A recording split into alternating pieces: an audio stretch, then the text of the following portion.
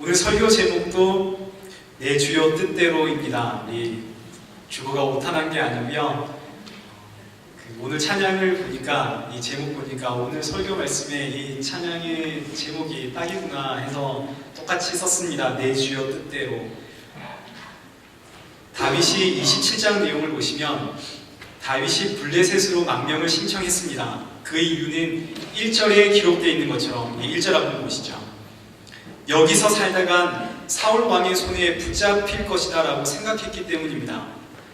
과거 다윗은 이런 고백했습니다. 내가 두려워하는 날에는 내가 주를 의지하리라. 내가 하나님을 의지하고 그 말씀을 찬송하올지라. 내가 하나님을 의지하였은즉 두려워하지 아니하리니 혈육을 가진 사람이 내게 어찌하리이까.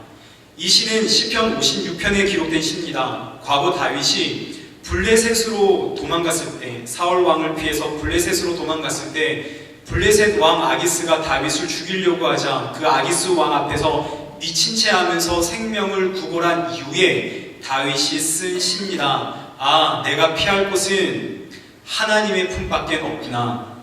이제 앞으로는 두려워하는 날에는 하나님을 의지하겠습니다. 내가 하나님을 의지하면 사람이 저를 어떻게 하겠습니까?의 고백입니다. 그리고 하나님께서는 이런 다윗에게 내가 생명싸개로 너를 싸매고 붙잡아 줄게 라고 약속했습니다. 그런데 불과 얼마 전까지만 해도 이런 신앙의 고백을 했던 다윗에게 불신이라고 하는 시험이 찾아왔죠. 그래서 다윗은 사울 왕의 손에 붙잡힐 것이 두려워서 다시 블레셋으로 망명을 신청하게 됩니다. 히브리서 10장 38절 말씀. 의인은 믿음으로 말미암아 살리라. 또한 뒤로 물러가면 내 마음이 그를 기뻐하지 아니하리라. 하나님의 말씀입니다. 의인은 믿음으로 사는 것이라고요. 그런데 뒤로 물러난다면 내 마음이 기쁘지 않다. 믿음으로 살아가야 할 다윗이 뒤로 물러가고 말았습니다. 다윗을 보는 우리 하나님의 마음이 기쁘실까요? 오늘 우리의 모습을 한번 돌아보게 됩니다. 자꾸만 이 상황 앞에서, 이 환경 앞에서 뒤로 계속 물러서고 있는 것은 아닌지, 아니면 믿음으로 전진하고 있는지. 믿음으로 전진하는 삶이란 우리 기도하는 삶이죠. 우리 사랑하는 성도 여러분, 우리 믿음으로, 기도의 삶으로 우리 하나님의 마음을 늘 기쁘시게 해드리는 우리 이레교회 성도님들 되시길 축원합니다. 다윗이 블레셋으로 망명을 신청했습니다. 이제 6절 말씀을 한번 보시면 아기스 왕이 다윗에게 시글락이라고 하는 성읍을 주었습니다. 이 시글락이라고 하는 지역은 유다 지파와 시므온 지파와 붙어있는 땅입니다. 그리고 블레셋의 땅입니다. 다윗은 이제 이 블레셋의 시글락이라고 하는 땅을 다스리는 사람이 되었죠. 이 말의 의미는 이제 다윗은 이스라엘의 적이 되었다라는 뜻입니다. 이스라엘의 적은 곧 하나님의 적입니다. 지금 다윗의 이 사건은 단순한 망명이 아니라 하나님의 적이 되는 행위입니다. 이제 8절과 9절 한번 보시죠. 다윗이 구술 사람, 기르스 사람, 아말렉 사람을 침노했습니다. 여기 다 아말렉 지역입니다. 그 땅의 남녀를 살려두지 않았고 양과 소와 나귀를 다 빼앗아서 아기스 왕에게 주는 장면이 기록되어 있습니다. 10절에 아기스 왕이 묻습니다. 너희가 오늘은 누구를 침노하였느냐? 오늘은 누구를 침노했느냐? 이 말의 의미는 어제도 누군가를 침노했고 그제도 침노했다라는 뜻이죠. 이 말의 의미는 다윗이 지금 주기적으로 어느 지방을, 이 아말렉 지방을 침노했다라는 뜻입니다. 이제 다윗이 말합니다. 유다 네겝과 여라무엘 사람의 네겝과 겐 사람의 네겝을 쳤습니다. 네겝이라고 하는 것은 남방이라는 뜻입니다. 유다, 여라무엘, 네겝, 겐, 이 모두 다 이스라엘의 남방 지역을 의미합니다. 제가 이스라엘 백성들의 남방 지역을 쳐서 빼앗아 온 겁니다. 지금 아기스 왕과 이 지금 다윗의 대화를 통해서 우리가 알 수 있는 것은 다윗은 지금 계속 주기적으로 이 아말렉 지역을 쳐서 전리품을 빼앗아서 아기스 왕에게 가져다 주었다는 것 우리가 알 수 있고, 또 다윗은 그때마다 이스라엘의 남방 지역을 침노한 것입니다라고 거짓말했다는 것을 우리가 알 수 있습니다. 왜 다윗이 이런 거짓말을 하느냐면 다윗은 지금 아기스 왕에게 나는 왕의 편입니다 하는 확신을 심어주어야만 했기 때문입니다. 그래서 12절 말씀을 한번 보시죠. 12절 말씀을 보시면 아기스가 다윗을 믿고 말하기를 다윗이 자기 백성 이스라엘에게 심히 미움을 받게 되었으니 그는 영원히 내 부하가 되리라 생각하니라. 다윗의 모든 거짓말과 이 행동으로 인해서 아기스 왕은 다윗이 내 편이다라는 확신을 가지게 되었습니다. 근데 이뿐만이 아니죠. 11절 보시면 다윗은 지금 자신이 아기스 왕에게 한 이 거짓말이 들킬까봐 아말렉 지역에 있는 모든 남녀를 다 죽였습니다. 다윗이 아기스 왕을 속이고 또 아기스 왕에게 신임을 얻기 위해서 벌인 이 모든 행동들은 아무리 좋게 보려고 해도 좋게 볼 수가 없는 일입니다.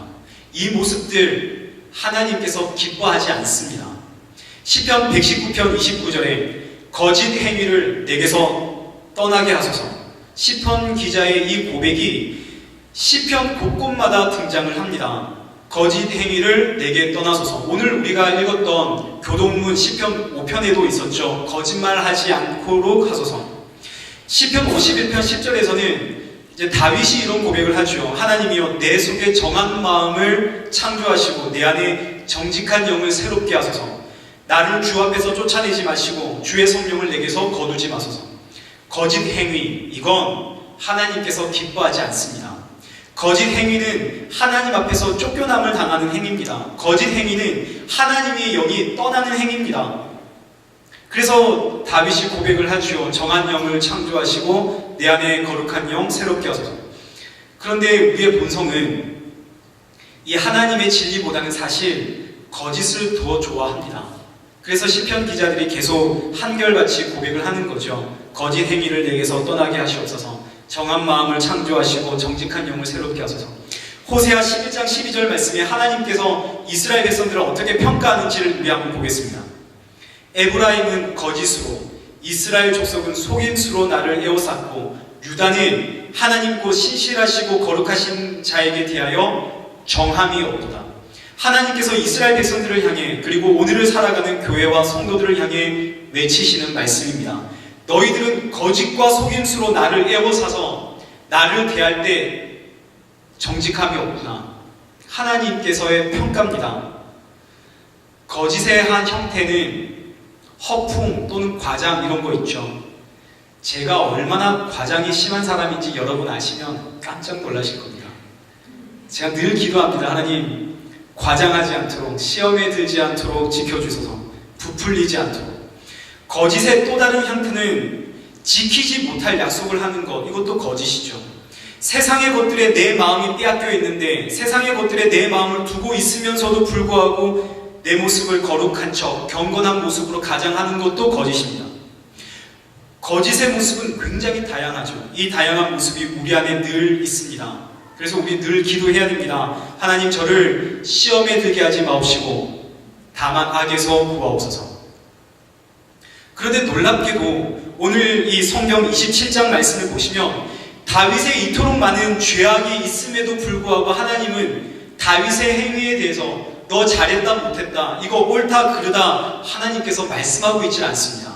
왜일까요? 왜 하나님께서는 다윗에게 이 잘못을 지적하지 않으실까요? 그 이유는 지금 성경이 말하고자 하는 것이 다윗이 아니기 때문입니다. 오늘 성경 본문은 다윗은 하나님의 지금 이 관심에 있는 것이 아니죠. 다른 이야기를 하고 싶으신 겁니다. 두 가지의 사건을 통해서 오늘 이 본문의 메시지, 오늘 하나님께서 뭘 말하고자 하는지를 우리 찾아보도록 하겠습니다. 우리 첫 번째 사건은 5절과 6절입니다. 5절과 6절 말씀을 보시면 다윗이 아기스 왕에게 성읍을 하나 달라고 하니까 아기스 왕이 다윗에게 시글락이라고 하는 성읍을 하나 주게 됩니다. 시글락이라고 하는 이 성읍은 여호수아서에 처음 등장을 합니다. 우리 여호수아 15장 20절 말씀 우리 한번 보시죠. 여호수아 15장 20절 말씀을 보시면 하나님께서 가나안 땅을 이스라엘 백성들에게 12지파에게 분배해 주면서 유다 지파에게 땅을 주는 장면이 지금 등장을 하는 겁니다. 이 장면에서 우리 31절 말씀을 보시면 시글락이 나오죠. 하나님께서 유다 지파에게 이 시글락을 주신 겁니다. 시글락이라고 하는 땅은 하나님께서 유다 지파에게 주신 땅이다. 이제 여호수아서 19장 1절 말씀을 우리 한번 보시죠. 이 장면은 하나님께서 시므온 지파에게 땅을 나눠주시는 장면입니다. 시므온 지파의 땅의 일부는 유다 지파와 겹칩니다. 그래서 5절 말씀을 보시면 시글락이 등장을 하죠. 시글락이라고 하는 땅은 하나님께서 과거 여호수아 시대에 가나안을 침략했을 때에 유다 지파에게 주신 땅이고, 그리고 시므온 지파에게 주신 땅입니다. 시글락은 유다 지파와 시므온 지파가 붙어있는 그 땅의 경계입니다. 그런데 여호수아 시대, 그리고 여호수아 시대를 지나서 사사 시대, 여전히 이 땅을 이스라엘 백성들은 얻지를 못했습니다.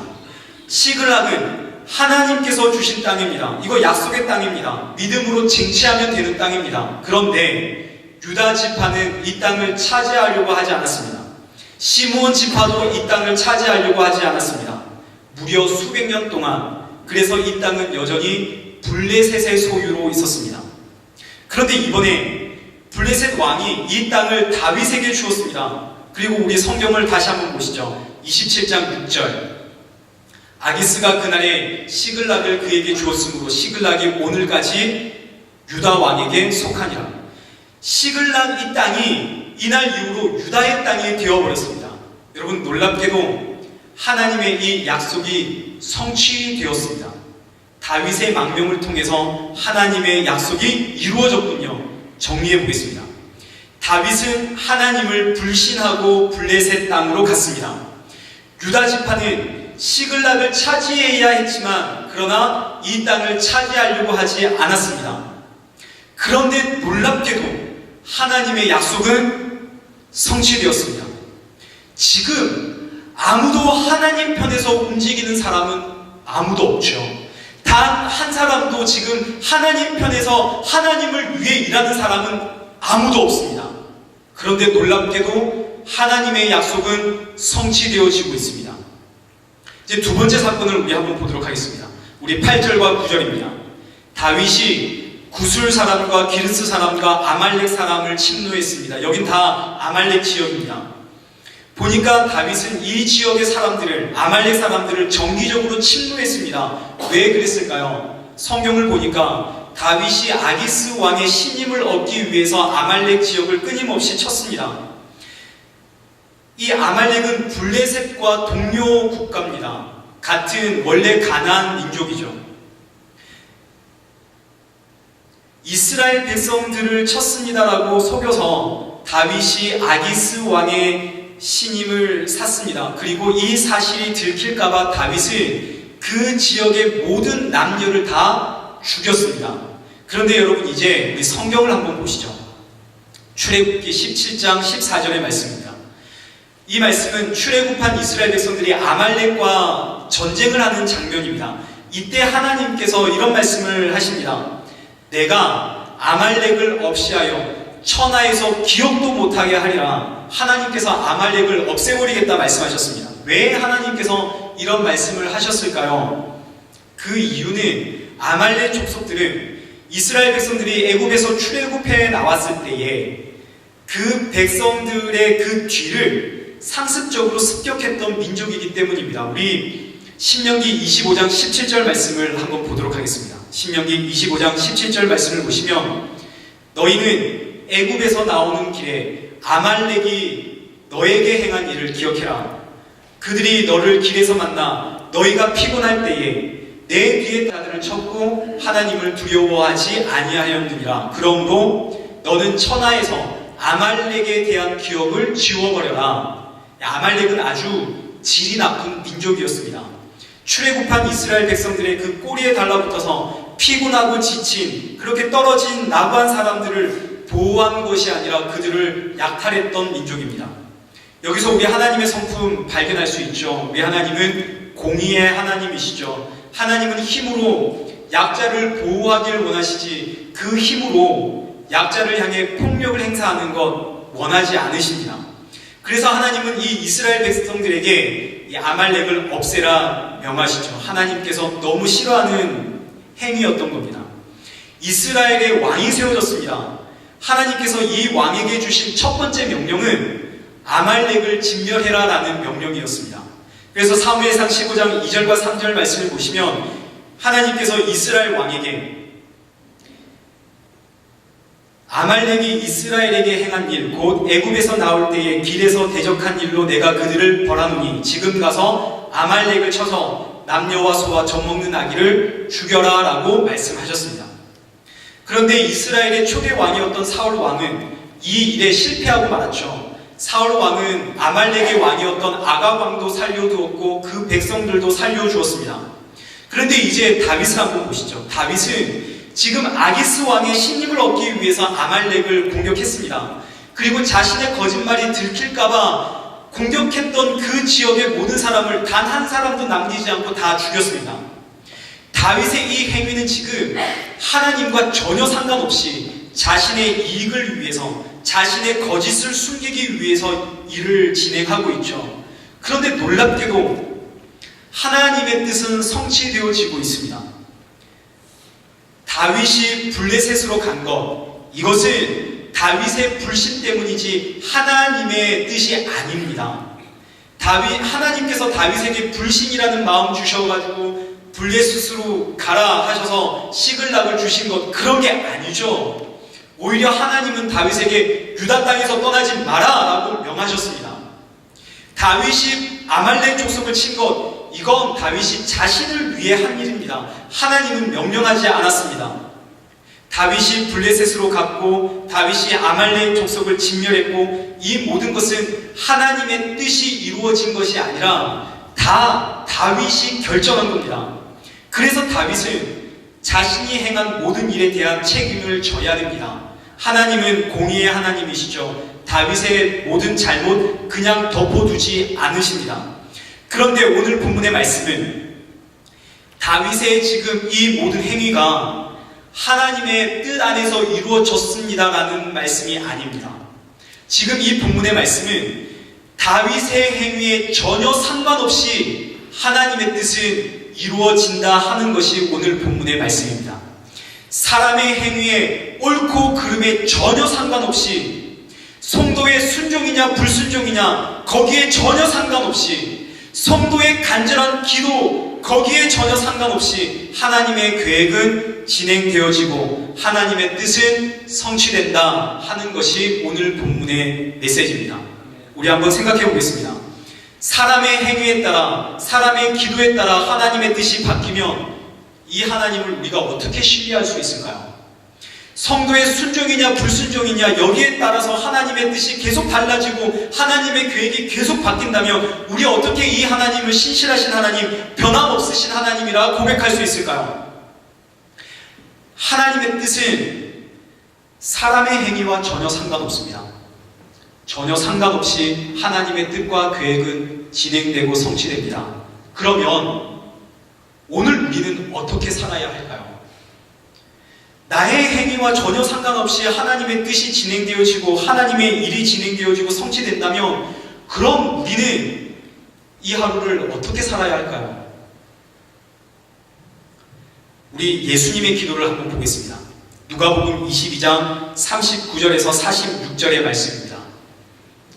예수님께서 십자가에 잡혀 죽기 그 전날 밤, 예수님께서 제자들과 함께 감난산에 올라가셨습니다. 제자들에게 말씀하시죠. 유혹에 빠지지 않도록 기도하라. 예수님께서 유혹에 빠지지 않도록 기도하라 명하셨습니다. 그리고 제자들과 떨어져서 기도하십니다. 아버지여, 만일 아버지의 뜻이거든 이 잔을 내게서 옮기시옵소서. 그러나 나의 원대로 마시옵고 아버지의 원대로 되기를 원하나이다. 예수께서 힘쓰고 애써 간절히 기도하시니 땀이 땅에 떨어지는 핏방울처럼 되더라. 그리고 나서 예수님께서 제자들에게 갔더니 제자들이 자고 있습니다. 자고 있는 제자들을 향해서 예수님께서 어찌하여 자느냐? 시험에 들지 않게 일어나 기도해라. 여러분, 이 사건은 유혹, 시험에 대한 사건입니다. 그래서 이 본문의 시작이 유혹에 빠지지 않게 기도해라. 그리고 이 사건의 마지막도 시험에 들지 않도록 기도해라. 시험, 대체 어떤 유혹, 어떤 시험을 이야기하는 것일까요? 예수님의 기도에 답이 있죠. 예수님이 기도하십니다. 이 잔을 내게서 옮기시옵소서. 그러나 내 원대로 마옵시고 아버지의 원대로 되기를 원하나이다. 여러분, 이 시험, 이 유혹은 지금 내 뜻대로 하고 싶은 유혹이고 내 뜻대로 살고 싶은 시험입니다. 모든 일이 내 뜻대로 이루어지기를 하나님께 구하는, 나의 행위와 나의 기도를 보고 내 뜻이 이루어지기를 기도하는 이 유혹을 의미하는 것이죠. 이 유혹, 이 시험이 얼마나 강한지 예수님조차도 땀이 땅에 떨어지는 핏방울이 될 만큼 힘쓰고 애써 더욱 간절히 기도하셨답니다. 내 뜻이 아니라 하나님의 뜻에 순종할 수 있는 사람이 되게 해달라고 기도한 거죠. 왜 예수님께서 하나님의 뜻에 순종하는 사람이 될 수 있도록 도와주셔서 이렇게 힘쓰고 애쓰고 기도했을까요? 그 이유는 하나님의 뜻, 하나님의 계획은 사람이 그 어떤 행위로도 바꿀 수가 없기 때문입니다. 내가 원하는 삶이 있습니다. 그러나 하나님의 뜻이 내 뜻보다 앞서고, 그리고 하나님의 뜻은 내 뜻보다 더욱 선하고 완전하다는 것을 압니다. 그리고 무엇보다도 하나님의 뜻은 바뀌지 않습니다. 내 뜻이 이루어지는 것이 아니라 결국 하나님의 뜻이 이루어집니다. 그렇기 때문에 정말 이해가 안 되고 정말 힘들어도 하나님의 뜻에 순종하기 위해서 기도하는 거죠.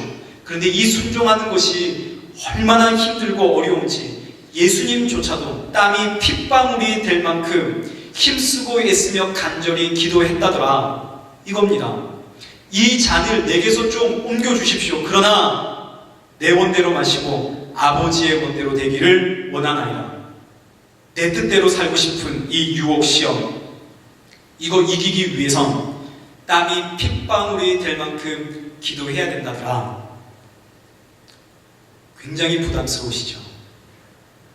지난주에 제가 유다 땅을 떠나 블레셋으로 내려간 이 다윗을 보면서 다윗이 지금 유다 땅에 있어야 하느냐 아니면 블레셋으로 내려가야 하느냐, 지금 이 상황에서 다윗이 어떤 선택을 하고 어떤 결정을 하느냐, 이건 사실 그렇게 중요한 문제가 아니다 하는 것을 말씀드렸습니다.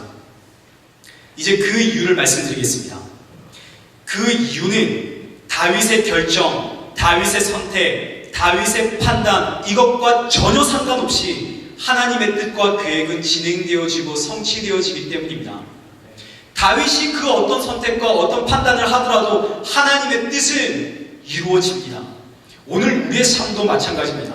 나에게는 지금 이 순간 내가 어떤 판단을 하고 어떤 선택을 해야 되는가, 나에게는 지금 너무 중요하죠. 그러나 나의 그 어떤 행동과 판단, 결정도 하나님의 일, 하나님의 뜻, 하나님의 계획에 영향을 주는 것이 아닙니다. 제가 좀 더 적나라하게 말씀드리면, 우리가 뭘 해도 하나님의 뜻은 이루어집니다. 그러면 오늘 우리 어떻게 살아야 할까요? 이게 오늘 본문의 메시지입니다. 뭘 해도 하나님의 뜻이 이루어지면 그럼 우리는 오늘 어떻게 살아야 할까요? 어떤 삶을 사는 것이 가장 현명한 삶입니까? 제가 좀 더 또 다른 예를 하나 들어보겠습니다. 이 예는 제가 지어낸 예가 아니라 언제부터인지 모르겠지만 전해져 내려오는 예입니다. 거실에 어항이 하나 있습니다. 그리고 어항 속에는 물고기가 살겠죠. 어항 속의 물고기가 하루하루를 굉장히 열심히 살아갑니다. 어떻게 사는 것이 가장 지혜롭고 바른 일인지, 어떤 걸 판단해야 될지 열심히 살아갑니다. 그런데 지금 이 어항은 거실에서 안방으로 옮겨지고 있는 중입니다. 왜냐하면 집 주인은 거실에 있는 이 어항을 안방에 놓고 싶었기 때문이죠. 그래서 주인이 어항을 들어서 거실에서 안방으로 이동하고 있는 중입니다. 물고기의 삶과는 전혀 상관없이 어항은 거실에서 안방으로 옮겨지고 있는 중입니다. 물고기가 뭘 할 수 있겠습니까? 아무것도 할 게 없죠. 어항이 거실에서 안방으로 옮겨질 때 물고기가 할 수 있는 일은 아무것도 없습니다. 그의 판단, 그의 결정, 무슨 그게 주인에게 선택을 영향을 주겠습니까? 그런데 한번 생각해 보시죠. 이 물고기가 지금 우리가 옮겨지고 있다는 걸 안 되는 거죠. 안 됩니다. 그래서 이 물고기가 지금 주인의 뜻이 온전히 이루어지기 위해 기도한다면, 야, 이건 정말 기가 막힌 일이죠. 안 그래도 주인이 예뻐서 키우는 물고기인데 더 사랑스럽겠죠. 여러분, 그래서 예수님께서 우리에게 주기도문을 가르쳐 주셨습니다. 여러분, 주기도문의 시작이 어떻게 시작하는지 한번 보시죠. 마태복음 6장 9절입니다. 마태복음 6장 9절. 그러므로 너희는 이렇게 기도하라. 하늘에 계신 우리 아버지여. 그리고 나오는 가장 먼저가 아버지의 뜻이 하늘에서 이루어진 것 같이 땅에서도 이루어지이다. 그리고 그 마지막은 어떻게 끝나는지 보시죠. 그 마지막은 우리를 시험에 들게 하지 마옵시고 다만 악에서 구하옵소서. 여러분, 예수님께서 우리에게 주기도문을 가르쳐 주셨죠. 이렇게 기도하라고 가르쳐 주셨습니다. 이 주기도문의 결국은 하나님의 뜻이 이루어진다고요. 그러니 너희 하나님의 뜻이 이루어지기를 기도해라. 그리고 하나님의 뜻에 순종하는 삶을 살도록, 시험에 들지 않도록 기도해라. 이것이 주기도문의 요점입니다. 하나님의 뜻은 사람의 행위와 전혀 관계없이 진행되어집니다. 그리고 성취됩니다. 그럼 오늘 우리는 어떻게 살아야 할까요? 결국 하나님의 뜻이 이루어지면 그럼 뭐 우리 아무것도 안 해도 되겠네. 이것이 현명한 삶일까요? 예수님께서 우리에게 기도를 가르쳐 주십니다. 아버지의 뜻이 이루어지도록 기도해라. 그리고 내 뜻대로 살지 않도록, 시험에 들지 않도록 기도해라. 그리고 예수님께서 몸으로 보여주셨습니다. 하나님의 뜻이 이루어지길 땀이 핏방울이 되도록 기도했죠. 이해되지 않아도 하나님의 뜻에 순종하기 위해 땀이 핏방울이 되도록 기도하셨습니다. 내 뜻대로 살고 싶은 이 유혹과 이 시험과 싸우기 위해서 애쓰고 힘써 간절히 기도하셨습니다. 반대로 우리 달란트 비유를 한번 생각해 보실까요? 한 달란트 받은 자가 있습니다. 주인이 나중에 찾겠답니다. 그래서 이 한 달란트 받은 사람, 그럼 이거 묻어둬야겠네. 묻어두었다가 나중에 줘야겠네. 아무것도 안 해도 되겠네. 그리고 땅에 묻어두었죠. 주인에게 그거 다시 돌려주었습니다. 잘했군요. 그러나 주인은 이 악하고 어리석은 종아, 그러면서 있는 것도 빼앗고 쫓아냈습니다. 우리의 행동, 전혀 상관없이 하나님의 뜻이 이루어지고 하나님의 계획이 진행되고 성취되어집니다. 하나님의 계획은 바뀌지 않습니다. 그럼 오늘 우리는 어떤 삶을 살아야 할까요? 하나님은 우리가 하나님의 뜻이 이루어지기를 기도하고 그리고 하나님의 뜻에 순종하며 살기를 원하십니다. 땀이 핏방울이 되도록 기도하며 순종하는 삶을 살길 원하시죠. 이런 삶은 그야말로 100점짜리 삶입니다. 이보다 더 좋은 삶을 살 수는 없겠죠. 이런 삶을 살려고 날마다 예배 시간마다 우리는 주님께서 가르쳐 주신 이 주기도문을 기도합니다. 하늘에서 이루어진 것처럼 이 땅에서도 하나님의 뜻이 이루어지기를 원합니다. 시험에 들지 않도록 다만 악에서 우리를 구하옵소서. 우리 이런 삶을 살기를 원합니다. 축복합니다. 그런데 놀랍게도 27장 이후로 계속 진행되어지는 말씀을 우리가 살펴보면 하나님께서 원하시는 삶은 우리가 하나님의 뜻을 위해서 기도하는 삶이고 그리고 그 뜻을 순종하는 삶인데, 그런데 계속되어지는 말씀을 보시면 하나님께서 이 삶의 기준을 확 낮추시는 것을 우리가 발견하게 됩니다. 왜 하나님께서 우리는 이렇게 살아야 되는데 너희는 이렇게 살아야 되는데 왜 이 기준을 확 낮추실까요? 그 이유는 하나님은 누구보다 나를 더 잘 아시기 때문입니다. 누구보다 사람을 잘 아시는 하나님은 사람에 대한 기대치는 여기 있지만 우리를 위해서 이 문턱을 확 낮추셨습니다. 그래서 27장 이후로 계속 진행되어지는 말씀을 보시면 하나님은 다윗에게 말씀하십니다. 다윗이 죄가 많죠. 다윗의 삶이 엉망입니다. 그런데 하나님께서 이후로 말씀을 보시면 계속 다윗아, 네가 나의 품으로 오는 것만으로도 나는 족하다. 그거면 된다라고 말씀하시는 장면이 끊임없이 나옵니다. 다윗이 하나님의 품을 떠나서 블레셋에서 산 날수가 1년 4개월입니다. 1년 4개월 동안 다윗이 거짓 행위로 살아갑니다. 27장부터 시작했던 이 다윗의 방황은 30장까지 이어집니다. 그런데 30장에서 정말로 그야말로 극적으로 다윗이 하나님을 찾습니다. 하나님의 품으로 돌아옵니다. 그런데 놀랍게도 하나님은 그것으로 좋다 하십니다. 사무엘상의 주제, 전반부와 후반부로 나뉩니다. 다윗이 등장하기 전까지 사무엘상의 전반부의 주제는 너희는 불량배다. 다윗이 등장한 이후 후반부의 주제는 너희는 불량배인데 나에게로 돌아오며 나는 그것으로 족하다. 이것이 사무엘상 후반부의 주제입니다. 하나님은 불량배인 이 이스라엘 백성들에게 많은 것 요구하지 않으십니다. 불량배인 이스라엘 백성들에게 나의 뜻이 이루어지기를 좀 기도해라. 시험에 들지 않기를 기도해라. 순종하는 삶을 좀 살아라. 이런 거 하나님 바라지도 않으십니다. 하나님께서 바라시는 것은 그저 나의 품으로 돌아오는 것, 그거 하나뿐입니다. 이사야서 41장 하나님의 안타까운 외침이 담겨 있습니다.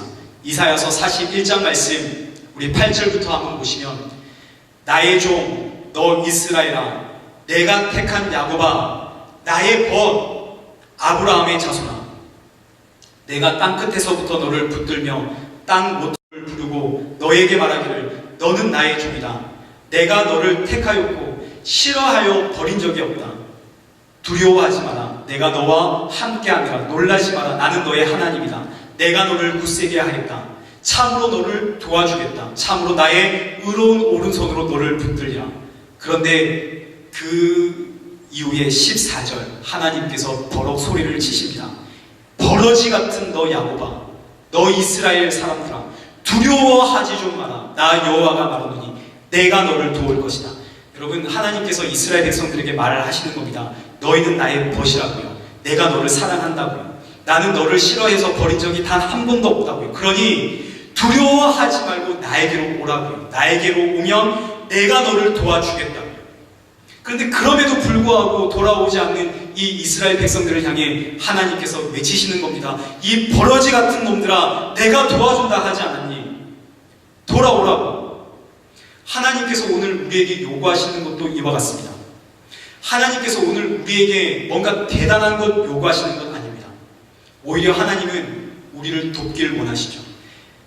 땀이 핏방울이 되도록 기도하는 것, 이거 정말 부담스러운데 어떡하지? 주저하는 우리에게 하나님 말씀하는 거죠. 두려워하지 말라고요. 내가 돕는다고요. 그거 걱정하지 말고 그냥 나에게로 오라고요. 우리는 계속 주저합니다. 아니 하나님 저는 죄도 많고요. 저는 그런 거룩한 삶을 살 자신도 없다고요. 하나님께서 버럭 소리를 치시는 거죠. 이 버러지 같은 놈아 그런 걱정하지 말고 그냥 나에게 오라. 내 품에 안기면 나머지는 내가 하겠다고. 하나님께서 우리를 위해 기준을 확 낮추셨습니다. 문턱을 있는 대로 낮추셨습니다. 그냥 아버지의 품으로 하나님의 품으로 찾아오기만 하면 된답니다. 나머지는 다 하나님이 하시겠답니다. 기도하는 것 하나님이 하시겠답니다. 순종하는 것 걱정하지 말라고 하십니다. 다 하나님께서 하겠다고요. 돕겠다고요. 여러분 이것이 복음으로의 초대입니다. 하나님께서 원하는 삶이 있습니다. 우리는 그렇게 살 수가 없죠. 죄 때문에요. 그래서 하나님이 우리를 대신 죽으셨습니다. 그리고 부르시는 겁니다. 그냥 이 십자가 보고 이 십자가 밑으로만 나오라고요. 복음으로의 초대입니다. 우리는 날 위해 죽으신 십자가의 예수님 그 곁으로 나가기만 하면 됩니다. 이 십자가의 예수님 믿기만 하면 됩니다. 나머지는 하나님이 하시겠답니다. 여러분 한 주간 많은 일들 있으셨죠? 많은 사건 있으셨죠? 염려, 걱정, 근심, 죄 많은 어려움이 있었을 줄로 압니다. 하나님께서 말씀하십니다. 두려워하지 말고 걱정하지 말라고. 그냥 걱정하지 말고 예수님의 십자가로 나오라고요. 우리는 염치가 없습니다. 하나님 또 어떻게 제가 가겠습니까?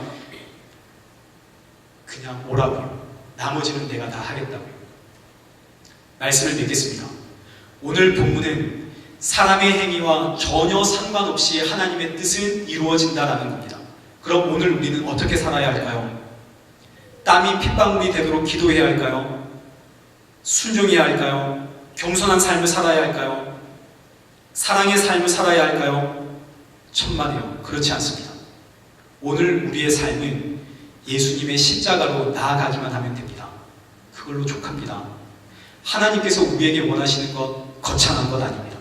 예수님의 십자가 기억하고 십자가로 피하면 됩니다. 나머지는 하나님이 하십니다. 십자가로 나가면 하나님께서 우리를 순종의 사람으로 만드십니다.